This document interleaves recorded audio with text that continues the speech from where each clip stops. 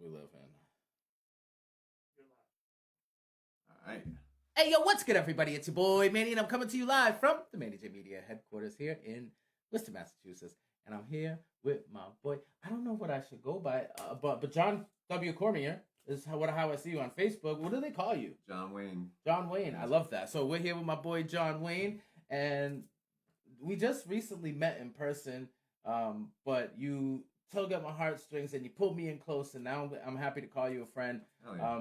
Specifically and mostly because of what you do and who you represent. And you are here today to represent OpporTUNEity. OpporTUNEity, yeah. So, and it's important to mention that, like, I represent OpporTUNEity. I work for OpporTUNEity. This is a woman-owned and operated company. Really? It is, yeah. Okay. So the good Dr. Melissa Martiros, the Dean of Music at Anna Maria, and just a very outstanding individual in all of her right. Launched this program years ago. I think in like 2011 down south. And I don't want to chop it up too much. Like, maybe reach out to her and have a conversation because she's no, absolutely. If you can connect us, that'll be great. I would love to have her on. She's also a mom, and she's got 2 young children. She's like a superhero. When you think of a feminine superhero, that's what I think of when I think of the good doctor. That's awesome. Yeah, so it's her thing, it's her jam. I was a former inmate, so I spent a lot of time on the streets, in and out of jail, institutions, all that stuff, alcohol, drug addiction, behavior issues, all that stuff. That's what landed me with the opportunity to stay out of trouble, which was in jail. And it's like I did the right thing. And they offered a music program. Now, music's something I always loved to do. It's like, so when they had this pilot program, which I was a member of the very first class.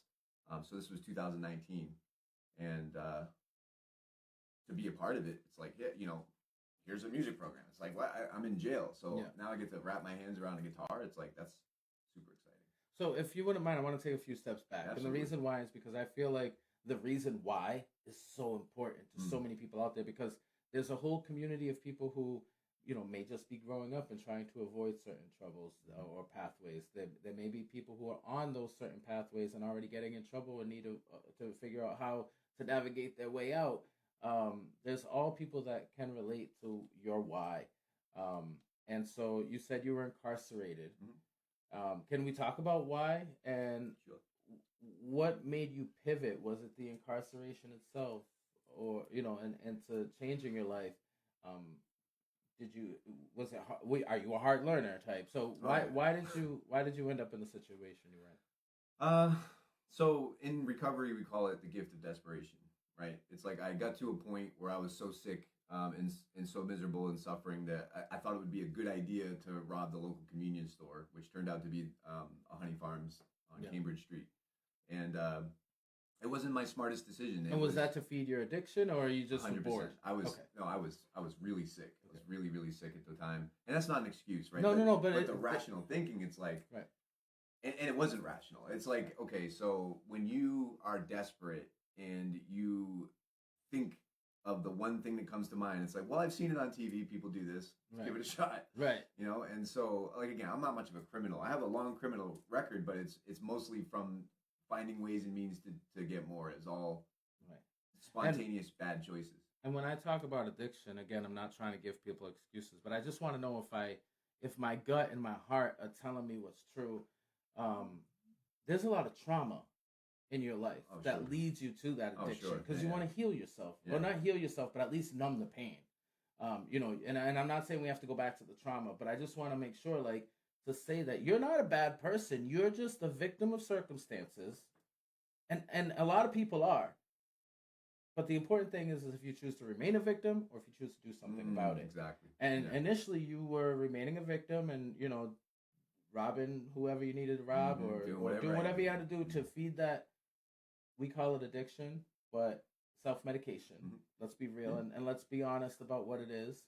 And then you ended up in prison, which most people look at and say, oh, he's a criminal, that's what he deserves, that's what he goes to be. But in reality, isn't prison or jail kind of like a worst case scenario means of rehabilitation?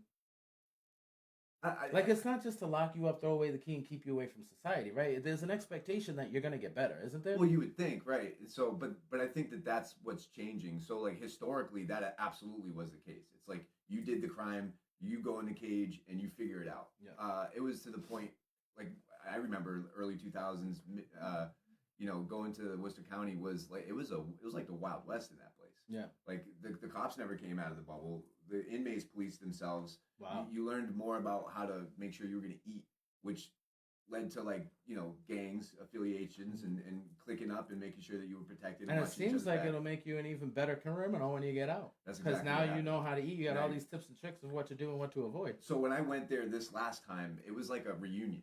It's like I see all my boys. It's all the people I grew up with. It's like, how's your mom? Your kids are good. Right. Everybody's doing all right. It's like, that's how it was, and that's the lifestyle that I was living. And so when I went there this time, and because I was also a member of a jailhouse gang, and I elevated myself over the years, just kind of getting through the politics and making sure I could get through my bid. And this particular time, I knew that the gig was up. Like it was a mass armed robbery, right? And so that's a pretty serious crime. The case was relatively weak, and they gave me a plea bargain that was reasonable to stay in county jail. And it's like I wasn't gonna fight it. If I had stayed and post, that's like I had $75,000 post bail. I was homeless. I was coming from the streets. It's like, and sometimes it's not a bad option. Like, I can get 3 hots and a cop for a few months. Why not? I needed it, especially if it's winter. I knew right.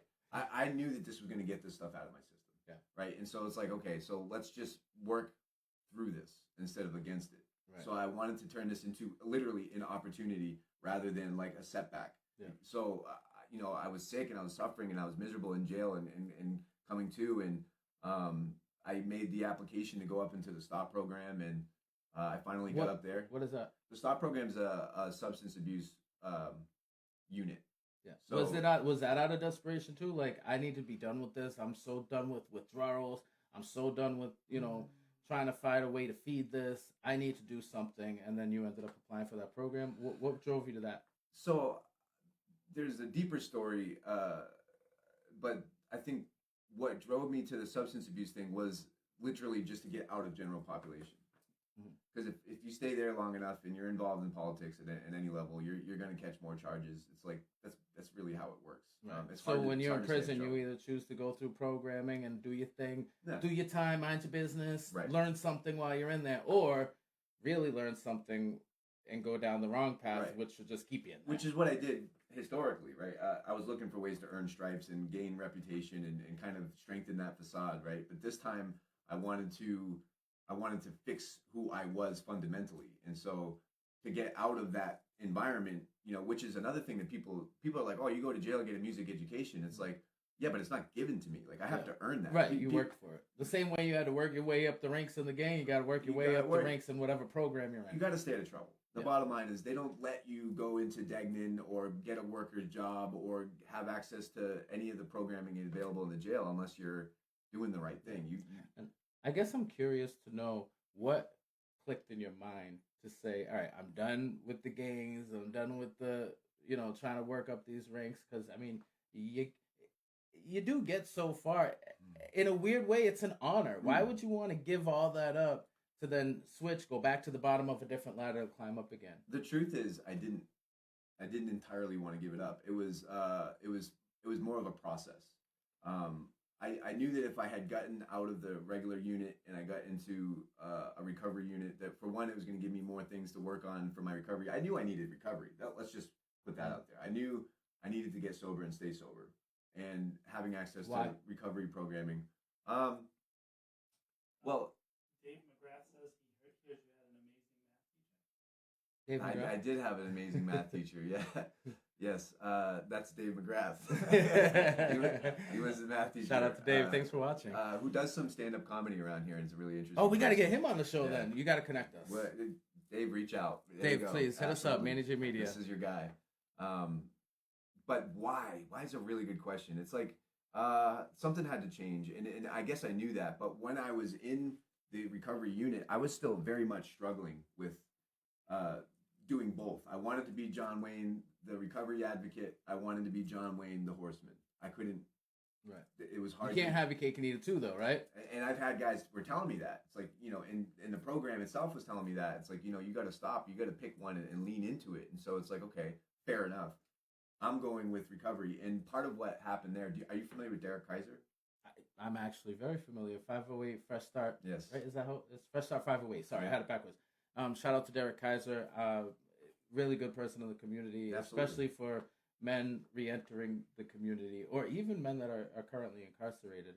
And it may have gone to women as well. I should say people. People, sure. Yeah. Well, mental health and ex gangbangers and stuff like that. He embodies, I can change, you can change too. Yeah. So he came because he lived it, right? He lived it, and you got to see a role model in him. He came to the program and he gave a pitch that just resonated with me, and it told me at the time, you got to pick one. You got to, and like if he did it, and he was like up there, with Kilby, and they respect him, and I saw that they respect him because he took a stance for the right thing. It's like, because I was always thinking if I take a stance against this Prasad, are they going to come after me or something? It's like, no, they all. The people who reach out to me and say, dude, I'm so happy that you followed through with what you said you were going to do. And a lot of it has to do with respect, right? Yeah. Earning that respect, giving that respect, retaining that respect. And started with self-respect. I had to give myself. That's a big one. And that's the part I was missing for so long, man. You know what I'm saying? Yeah. So getting myself into this program and sort of like the surrender of like the idea of recovery. I knew I needed to get into something. That's what got me. So all that to say, it primed this opportunity. I love that I love the word. We're gonna get into opportunity, but I feel like your story, who you are, is so important because we could talk about opportunity all day. I could have anybody in here to talk about opportunity, but the reason why I felt it was so important to talk to you, me and you personally, is because of who you are today, and not only who you are, but the route that you took to get here. It's just such an inspiring story, and bro, it's. Somebody told me never tell people you're proud of them because whatever. I'm proud of you, and I wonder how you feel now. I don't know if pride is the right word, but how do you feel about yourself today? I never would have imagined having anything that I have today. 5-6 years ago, that's the thing. Like I had no conception of this version of myself. Yeah. I was just so, like, I just believed that I deserved what I got. I was a scumbag. I deserve to be treated like this. I deserve to be in jail. Don't waste your time on me. Don't worry about me. Focus on somebody else. That's kind of the whole thing. Right. Like that. And that kind of started to come back. And if I may, I don't mean to interrupt you, but we are in May. May is Mental Health Awareness Month, and I think that this story is so fitting, especially what you're saying now, where you felt like you were nobody. You felt like you weren't worth anybody taking their time on. You felt like you deserved to be in jail. That's a mental illness. You were addicted to whatever it was that you used to self-medicate that mental illness. Everything. I love that you're here to show everybody. You look amazing. You sound amazing. If you can get out of it, anybody can, right? But nobody can make you get out of it. You got to be ready to do that. Yeah. Like you said, you made the choice in jail to say, which path am I going to take? And that's where the rubber meets the road, I guess. Because I realized, why wait until I get out of jail? Why not start here? Like, And people are like, oh, the real challenge is when you get out. I'm like, what are you talking about? There's so many challenges here. But you could set yourself up for when you get out to Right. make it a lot easier. Right. It's like the opportunity in my personal story and how they're so intertwined is it's so fascinating and bizarre. So you're in the drug rehabilitation program. Yep. How does the OpporTUNEity bring its way into that course of your life? So they have like signups for different programming that's available in programs, which is like a school unit. Okay. Right. So now when you're in this rehabilitation program, I just want to make sure I'm understanding and everybody else is following. Part of that program is to find your purpose in other programming that they have, right? Find things that you like to do to essentially, I don't know if this is the right word, but distract yourself from thinking about drugs. No? See, I was never in the program. That's what I'm asking. No, I wouldn't say that exactly. It's more like they're just elective courses. They're just, like, you can take math, you can get some college credits. It's something proactive other than doing the regular curriculum that's a part of the drug and rehabilitation program. We had classes in programming most of the day, but there were elective classes that you could take in addition to the courses you were taking for the recovery thing. And these are all requirements for you to complete the recovery program. The curriculum for yes. The main, not necessarily not the music and Gotcha. like the math and stuff like that. That's all elective. You can elect to do those things. You get good time. There are benefits to doing it, right? And so, including education, right? So the music program offered itself. Now, remind you, this is jail. Yes. This is not a place where it's ideal to open up and express yourself. Right. To be fragile or emotional or share your feelings or write something poetic. Right. Which is all things music is absolutely. It's artistic. It's awkward. You gotta stand out and sing your song. I mean, that's scary. Especially in a facility where you're like ego driven. Like you're there's so much toxic masculinity there too. So if you maybe sing the wrong note or strum the wrong chord, it could be taken way off key. No pun intended. Right. Exactly, bro. So I got a lot of shit for it. I remember signing up for the classes, and some of the COs and stuff were like, you got Bandcamp sign-ups, and like, oh, that's real cute, and like, we got Raz and stuff. And you got to have thick skin if you're gonna be in jail and going through that stuff. It's like fair enough. But I got to the program, and when I saw Professor Dan Thomas and one of my now colleagues who was an intern at the time, Paul Boisvart, and sorry, Paul, if I chopped that up. But they were just immediately when I saw them, these are my people. Yeah. These are musicians. So I immediately made that connection and then got to start making music and write songs. And it was so exciting because it had me super focused on that class. So week by week, the weeks would fall away and it was the next week. And I found myself in that class because while in that class, I wasn't in jail. Right. While in that class, an escape, right? I was creating music. I was in a different realm, like literally. And so when you get treated like a human too, because this is a humanity. I mean, like, right? It's a liberal art. It's music, right? And so they treated me like a human. And so that juxtaposition between like being treated like a human and going back to your cell week in and week out, it's like, okay, I'm over this. Like, I'm done the jail life. But I mean, going back to your cell must have been hard, but how good was it a feeling knowing that you had something to look forward to each week? Right. Exactly. That's exactly what I'm saying. And as an instructor now, cause they're intense. It's a long week. They have a lot of energy, and looking back, it's like, well, I was looking forward to it so much every week. No wonder why it's so intense. Yeah. And that's just it. And so what happened was like a week before the graduation, where we actually we got to have, so if you graduate the songwriting course, you get to have, like your family comes in to visit. So they get to watch the concert, the presentation, to see the songs that we wrote, and you get to hug them. Oh, that's awesome. Which that's the only part of the jail that offers that. So they come in, they hug their loved ones, they sit down, they watch the music, we perform, and then afterwards we go into the staff cafeteria and have like a reception where they get to sit down and eat with their family and their children. It's a beautiful thing. So I was like a week away from that, and one of my brothers and I had a disagreement, and it got to the point where it was escalated. It's like, well, let's go talk about this. Let's bring this away from everybody.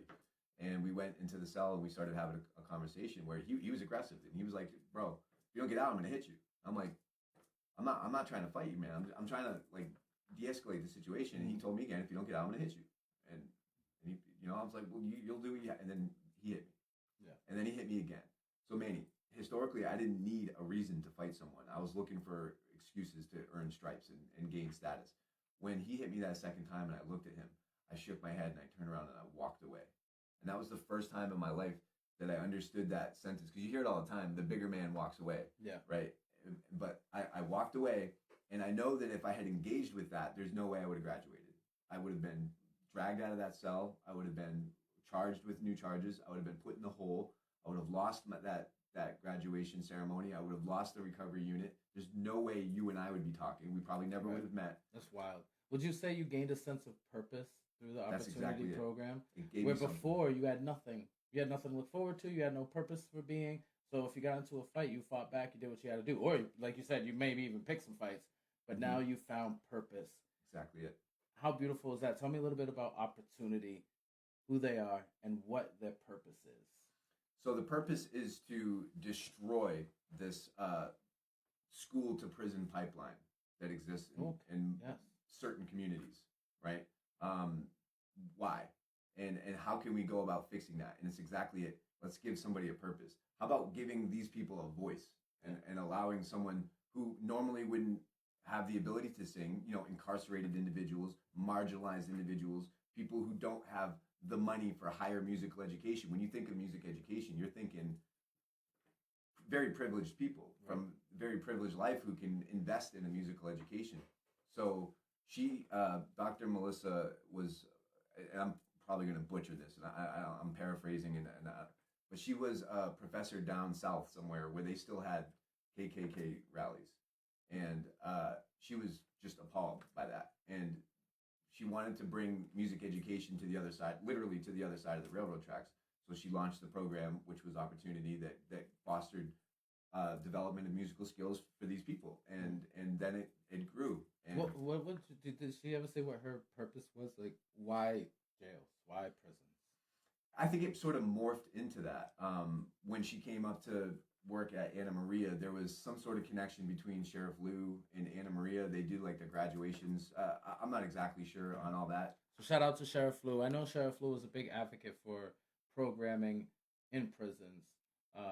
And I could only imagine they met and he's like, hey, you got an amazing program teaching people how to, to express themselves through creativity and to get in touch with their emotions. Why don't we bring that to the jail? Right. I'm just thinking, like, I could see Sheriff Lou talking to Dr. Melissa and them coming up with that amazing plan. It's such an important thing because that's exactly it. You have to take off the ego. If you want the artist to step forward, that's like the truest version of yourself.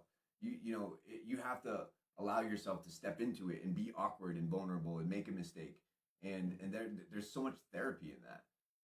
Now it's actually one of our classes is a part of the the stop curriculum. So the guys that are a part of the substance abuse program, a part of their curriculum is attending the OpporTUNEity songwriting classes that we offer. Yeah. So which is dope because it gives you a different outlet, right?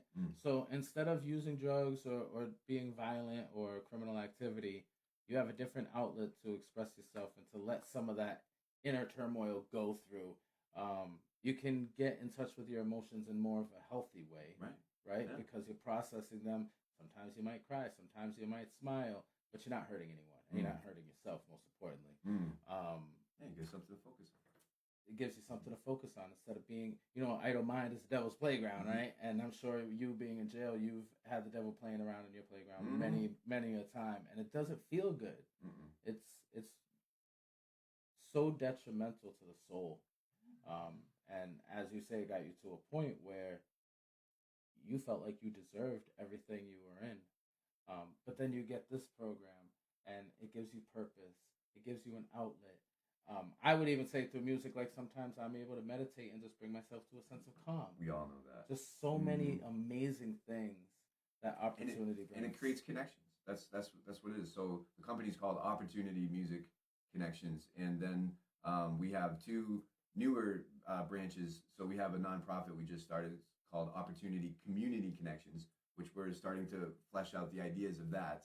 And we also have a new record label called OpporTUNEity Music. That's so fire. it's Congratulations. right. It's well, to OpporTUNEity. I'm just happy to tell you. You're a humble awesome cog. It's unbelievable how much this has helped me and given me something post incarceration to stay connected to and to work on, Right. to help develop and offer anything that I can to help. And it was interesting. We were talking about how, like, don't pay attention to me, just worry about somebody else. I'm nobody, right?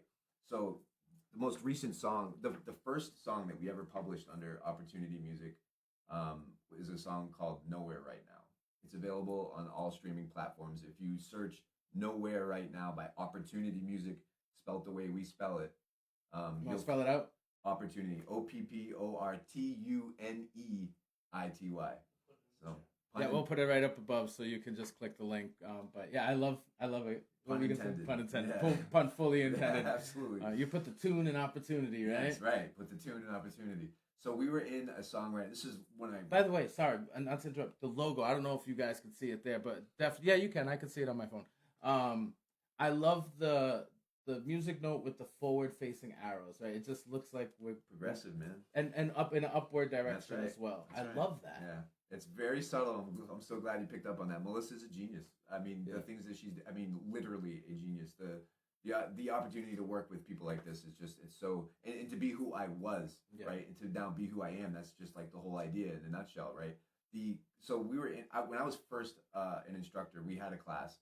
So one of the ways that we show them how easy it is to write music is to not take it so seriously. Just we'll do a line at a time.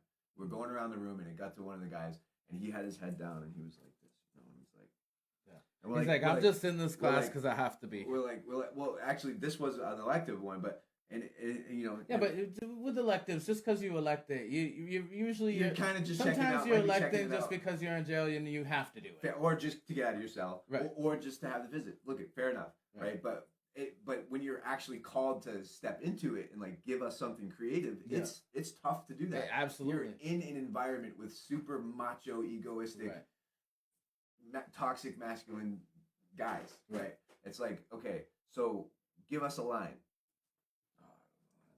It's like, come on, man, anything, literally anything. He's like, she's like, listen, man, I got nothing, man. I'm nowhere right now. And we're like, that's it. That's the line. That's the line. And so we wrote it on the board. That wound up becoming the name of the song and the very first song that we ever. The guy who had nothing and was probably so, and caught up in inner turmoil and didn't want to engage with anybody. Just pass me. Just skip me. I'm nothing. I got nothing to offer. It's like that offer became the hook line for the song and the very first song that OpporTUNEity Music ever produced and recorded professionally. So the inmates wrote the lyrics. They wrote the music, and we had it produced post incarceration. And one of my students linked up, and that's the goal. We want them to stay connected, like I did. I stayed connected. Yeah, I wanted to ask you, how did you go from inmate to teacher? Good question. And this is mind blowing. So when I got out, I wanted to go to Anna Maria to get a music education. My purpose for wanting to go to Anna Maria to get a music education was so that I could potentially apply for a job with OpporTUNEity. So I stayed connected with them. We had a songwriting circle that we did on Zoom, and one day the good doctor reached out and asked me if I was available for a Zoom, and I was like, sure. I'm thinking it's like another songwriting thing, and we were having a conversation, and she started the conversation by saying something like, John, listen, like, if you still want to pursue a music education, I would encourage you to do that, but you're not going to be able to do it at Anna Maria. I'm like, what do you mean? Like, that's the whole reason. You guys are the whole reason I wouldn't do it anywhere else. You're the only reason. Right. You're the reason I'm here. You're the reason I'm here. I wouldn't do it anywhere else. And she's like, well, again, if you want to pursue it, you can, but you're not going to need it for this opportunity. And I'm like, what do you mean? And then Professor Dan chimed in. He's like, John, we want to offer you a job. That's so dope. I'm like, you want to hire me? Right. It's like, wait a second. What? Well, before that, I imagine they saw something special in you. Like, you actually went from being that same guy that was sitting like there in his chair, because that was you in the beginning, to engaging and being, I can't think of the word, but taking the class seriously and doing everything you have being to do. Being enthusiastic about it. Being there, helping your peers. Yeah, and they saw excited. What a great job you did and how enthusiastic you were in doing it. That's amazing. It's amazing. No, you don't even got to go to school. Just come work for us. Bro, it was That's why low key, I think sometimes not all colleges, but some colleges are scams. Like, yeah. I mean, if you're going to go to college, people... Nothing wrong with that. And listen, cancel me if you feel the need to. It's okay. Go to community college. Seriously. Don't cancel me. All right, John says don't cancel me. But go to community college. Listen, Quinsigamond Community College has such great resources and programs, and a lot of it is mostly free, or at least through financial aid will cover it, leaving you with very little bills. Now, you go to these huge schools and spend all this money, and a lot of times, you don't even need the degree to get a job. You got a job doing what you love without having the degree. That's pretty cool. And it's but you still did the work. That's exactly it. So you have to do the work to get the results. Yeah. It's the bottom line.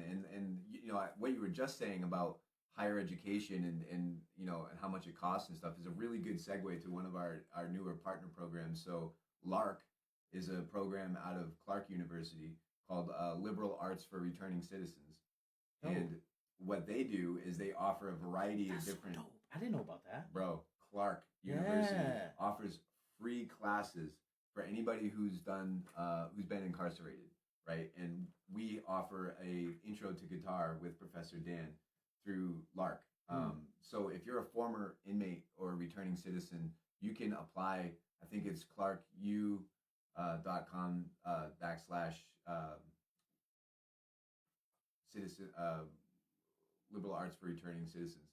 Do me a favor, send me the link after the show, and I'll make sure to post it up above. Cool. Yes. Yeah. Check it out because there's when I say a variety of different classes, I mean there's different things that you can take, and these are really elite professional thinkers, right? That are offering you their concepts and ideas in education, and it is, I believe it's credited, and and you can take that into higher education and pursue a career. So that's huge. The fact that things like this are what happens when we reach out to people who don't normally have the ability to educate themselves or the means to get out of the poverty level, or they get so trapped in this recidivism wheel that they're kind of just grinded and ground at the bottom, and then you just become a part of this cog that just spins around and around. It's like you never get out. How do you break that? You take some sort of charge of your life, and it started for me in jail. I took that power back in jail. All I did was just start fixing the way I spoke. I tried to sit up a little more correctly. I made my bed in the morning, very basic fundamental things, but that built the momentum to doing the right thing. And it's like, and then that all led to making the right choices, which offered me more opportunities. The sheriff reached out and asked me to speak at his event. Yeah. As a matter of fact, the event that I met you in person at, the sheriff shouted you out from stage. He was like, "John, I see you, brother." Like, that was just so cool. Yeah. You have the person who was in charge of your freedom and your future, right? And who a lot of inmates, I'm sure, looks at as the enemy. Embracing you and shouting you out and letting the community know that you're great. You know what I mean? Like, how cool is that? That's the difference. That's the difference. That's what makes Lou. He's so dope. Sheriff, shout out Sheriff Lou. We're gonna have him back. We've had him on the show before. We gotta have him back. You should. Yeah, he's actually a friend of mine. Like I could safely say that he's a friend of mine at this point. Like the advice, the encouragement, it's all the same stuff that happens through OpporTUNEity. It's like these people actually care about seeing your growth and development. Yeah. The people, I've seen a change even in the COs, the correctional officers at the jail. They all have a different sort of atmosphere about them. They're starting to change. It's not so much like you're a punk, you got in trouble, go to your cell. Right. If you want to act that way, they're going to treat you that way. And if you act like a human and you treat them with love and respect, they're going to do the same back to you. And then you can get into different programmings, which offers you more connections and opportunities, which just grows from there. And you could say this from experience. You're not just saying this as an employee of the system, or nobody's promised you anything, or you know what I mean. You're not gonna get anything out of saying that the system, at least on a basic prison or jail level, county jail level, your perspective is it's changing, and a lot of that has to do with I would just At say least- stick to Worcester County I was and gonna say that at Sheriff least here. Lou Yeah. is trying to change the culture Mhm. that is prison. He's trying to take back not necessarily the power, but the structure and the organization to Yeah. say, we're all humans here, prisoners or incarcerated individuals, and the people who work for the system. Both are going to be there either way, so we got to get along, get to do it together, and succeed Mhm. together. And if one part, it's like any machine, you keep talking about the cog and the wheel. Mm. If there's a shift in two cogs and one cog isn't working with the other, then the whole machine breaks That's down. right. Yeah. And it's no different there. Mhm. And from my talking to Sheriff Lou and a lot of people who I think are like-minded as myself, we like to think that prison and jails, even though we know different because we see with our own eyes what a lot of people, when they take advantage of power, do. Yeah.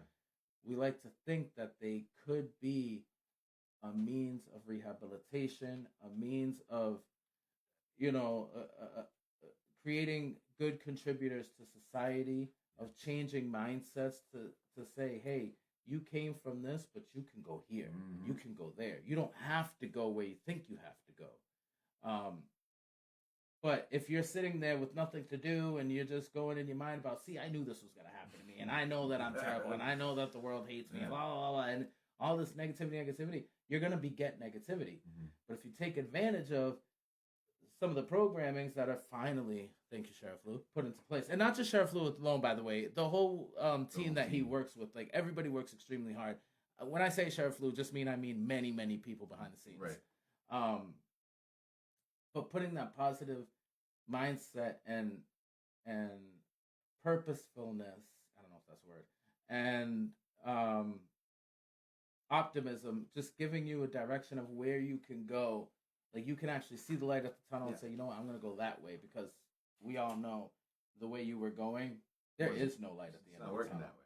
Yeah. And that's one of the things I didn't anticipate, actually, was like I knew I was going to have an impact on the guys. I'm one of them, right? It's like, so they see one of their own coming back. It's like, okay, that's cool. That's what I saw in Derek Kaiser. Right. And that's what my next question was, is how important is that to see yourself in where you're going? That's why 12-step, the phenomenon of 12-step recovery works. Because you could see people who are actually where you were, not where you are. That's why it works. Human connection. I swear, the antidote to addiction is connection. Yeah. And the antidote to marginalization, again, connection. And it's funny because the drive of addiction is isolation. Right. A lot of people do it by themselves, it's right? Like cancer. Yeah. Your cancer cells isolate themselves, and then they replicate, and then it makes you sick, and you die. It's no different. Tell me how that's any different than like addiction, right? You're a single cancer cell who starts to self-destruct, and then you like a rotten fruit in a basket starts to infect all the other fruit that's there. Right. All the people in your love life, and I mean, how many people out there know that they have loved ones or someone who's affected by alcohol and addiction? And so when I went back into the jail, what I didn't anticipate was the impact on the staff. It's like I knew I was gonna have an impact on the guys, but the staff, bro, like I didn't like the cops. Like me and the COs, we bumped heads for years. I gave them a lot of grief.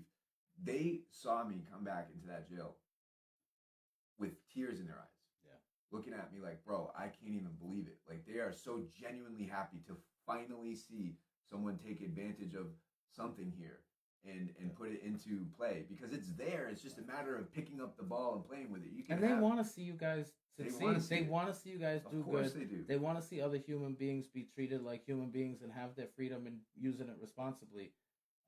Can we dispel a myth right now? COs don't wake up every day going to say, I wonder which inmate I could screw with today. There's some of them? Okay. I'm not, that's okay. I feel like it's changed quite a bit. Okay. At least at Worcester County. A good thing. That is a good thing. But, historically, it was like that. It was like that. I mean, fair enough. It's like we're progressing as a society, and, we're getting somewhere. And this is like what we're getting to. And so the point, really, for OpporTUNEity is to show people, listen, you can change. You can stick to music. There's one thing that you can stick to in a whole universe of ideas and things that you can cling to. One is music. And if you're passionate about music and you stick to it and you stay out of trouble, well, there's more connections that you're going to make as a result of that. You're going to step Your outside world's going to yourself. open up so much broader. The amount of things that are going to happen, who knows? Yeah. Right. And so the goal is get involved, stay involved. When you get out, stay connected. So we're going to be starting a songwriters circle soon. That's we're I think at Clark University. I'm going to be leading that program. We're looking possibly to growing out into different jails and just expanding as a company to get more people involved. Guys that don't normally have a voice or an education. So the other thing that's wild about this whole thing is I'm an artist. I'm a musician. It's something I've always been passionate about doing. We're in a sense taking a hold of my artistic creativity and putting that under the record label that is OpporTUNEity Music, right? So I'm going to be releasing an original song soon. That's so cool. Congratulations. That's right. That is the Mm-hmm. pinnacle of everything I've ever aimed for in my entire life. I've always wanted to publish some music, right? And they made it possible.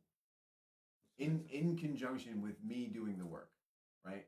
It was always available, like opportunities were always there, but I had to grab a hold of them and stay focused and stay out of trouble and move towards that. It's no different than what you're doing. Yeah. You saw an opportunity, a niche. People are interested in what you have to say. You guys make it work. You show up, people follow. I'm one of them. That's how and why we're here. Thank you, by the way. That's one thing I want to say live on camera is I appreciate each and every one of you. You have no idea. I hate watching myself back, believe it or not. I don't really watch my shows. But right here, you'll see me looking down a lot. It's because I'm watching you guys watch me. I'm looking at who's tuning in, what people are saying. Yeah. And John Cormier, it's John W. Cormier. That's why I said that at the beginning of the show. Is on every one of my lives. I always see your name, and I'm like, I don't know who this guy is, but I love him so much just because. And you don't give me anything. Well, that's not true. You gave me 500 stars. Thank you for that. But they can send stars if they want. Yeah, you can send stars. And you can also subscribe. I learned that we take them subscribers now, $1.99 a month, and subscribers get 10% off of all our merch and if we have events and stuff like that. It's really cool program. That'd be dope, man. I really appreciate you. But the point is, even before we met and everything, you just watched and you just supported, and you were one of those 1,000 people that we get viewing our stuff every day. And then we just happened to meet at a very important community mental health event where you were able to tell me your story in person, and then everything else just took off the way it was supposed to. And I say that to say OpporTUNEity brought you there. Mm-hmm. Yeah. And OpporTUNEity brings you and others a lot of places. One last question I have about OpporTUNEity, or it's a clarification question, is if you have been previously incarcerated, is there opportunity for you in OpporTUNEity? If you're not currently incarcerated. Yeah, so you can take advantage of the LARC program. That's one way that you can get involved. Where once we start the songwriter circle, I don't see why that wouldn't be something that you could get a part of. That's what we're hoping to do. I do think that like the guys who were actually a part of the class have priority over like whatever space if there's limitations. I would hope so. Yeah. And I would also love to see the guys who are part of the class leading the future classes. That's so dope. And that's just it, right? So if they take the reins and kind of pick up the ball and who knows what they could create for themselves. And to go back to what you were talking about what I recognized in you, it's like the same thing that I think makes anybody successful, and that's a genuine enthusiasm when other people are doing something good for themselves. Yeah. It's like, that's what Lou saw in me. That's what Melissa saw in me. That's what my professors saw in me. That's what my math teacher saw in me. That's what these COs saw in me. They saw that I was genuinely making an effort to get my life on a better path. That's why people that I work with in recovery encourage me and continue to fan the flames, because they know that I'm genuinely trying to walk the walk. It's not do as I say, not as I do anymore. Have you remember that? Yeah. My mom used to say that all the time. Do as I say, not as I do. Because I'd be like, hypocrite. Right. Listen, that is not it. That is not it. It's time to do what you say and follow through with what you do. Right. And when you do that, the things that become available. I mean, that's why That's why Melissa is successful. That's why Lou's successful. That's why you guys are successful in what you're doing. That's why you're following successful. Exactly, man. So, and you came from, just to bring it full circle, you came from a point where you were laying in a jail cell bed, thinking to yourself, I deserve this, I'm not worth it. And you were thinking about yourself completely opposite of what so many amazing pillars in the community think of you now. Like, how cool is that? People don't even understand. You can go to my Facebook page and look at the mugshot, right, of what I used to look like, and that was the day that I did my booking at Worcester County. So that's my first day of actual sobriety. So that was January 11th, 2019. Totally. Congratulations, my brother. And it was like, okay, so that's a physical transformation. So when people see me today, they can't even imagine the person that I used to be. And that's just a testament to doing the right thing one day at a time. It's like you plug away, you start making changes. And it's even worse than just that person that was sick and suffering in the cell. It's like, Manny, I was on the street, bro. Right. I was holding signs. I had nothing. Everything I owned was in a backpack. Wow. 90% of that was paraphernalia. I had debts beyond my eyeballs. My license was $17,000 buried in debt. It took me 3 years working minimum wage to get that license back. And then I got a car. And then just so happened I got offered a job with OpporTUNEity right around the same time. It's like all this stuff started to fall into place because it's a sequence of doing the right thing one after the other. And by the way, just clarify, I know we got to go, but just to clarify, it sounds when you're speaking now that you kind of did all this thing at once, but you literally took one step at a time. You made your bed today. Mm-hmm. Tomorrow you might have made your bed and brushed your teeth. The next day, and you just kept progressing, but it took time. It's been 5 years since that mugshot. So it takes time, but if you're consistent with it and you keep moving along the right path and following the people you meet along the way that are doing genuinely good things, you're gonna get. You are who you surround yourself with. Yeah, they're gonna mirror it right back to you. Yeah, I'm so proud of you, bro. Man, it's crazy. I don't even know you like that, but I feel like you're my family, and I'm so proud of you. Yeah, thank you so much. Likewise. Let's tell everybody one last time how they can get involved with OpporTUNEity and where they can go to find OpporTUNEity. So it's gonna be OpporTUNEity. Let me make sure. Which we'll link up above, by the way. But I want you to hear it from John. OpporTUNEity. I should know this. Music.org. So go to the website, check out OpporTUNEity, spelled the way we spell it, OpporTUNEity, music.org. That's going to show you our mission statement. It's going to give you some bio background about all the people who work there. It's going to give you some context of how the good doctor found this niche and how we're starting to grow in the different directions, and future programming and events will all be listed there. You can also follow my page. You can follow the socials of OpporTUNEity on Instagram, Facebook. I'm on Facebook and Instagram as well. So just stay connected, and where we're going, it's like I couldn't tell you because I had no idea that I was going to be here. Where we're going, I know it's this way. I know it's this way. It's up and forward. It's like it's something good. Something good's going to come out of it. So I would encourage people to reach out and get involved if you can. Yeah. Wow, my man. I'm so happy that you came in today. Thank you so much for sharing your story. It's an amazing story, and I know there's more that can be said, and hopefully we get to meet up again and talk a little bit more and unwrap the gift that is you a little further into your soul. Cool. And this has been Interviews, another fantastic interview. It's your boy, Manny. Wait, what we got? Like the Manny table at World Food. Word. What, John? That's why I have you, my man. I was just all in my feelings because John got you. Because John just you had me feeling all mushy. But there are some businesses we got to take care of real quick. June 1st, the World of Foods at Elm Park, starting at 12 p.m. There's gonna be a Manny J Media table. I don't know why I said page. There's gonna be a Manny J Media table, and it's gonna be run by Leanne, and it's Manny J Media / Leanne Art. So not only can you get one of these amazing T-shirts for only $20, I want to show you how cool it is.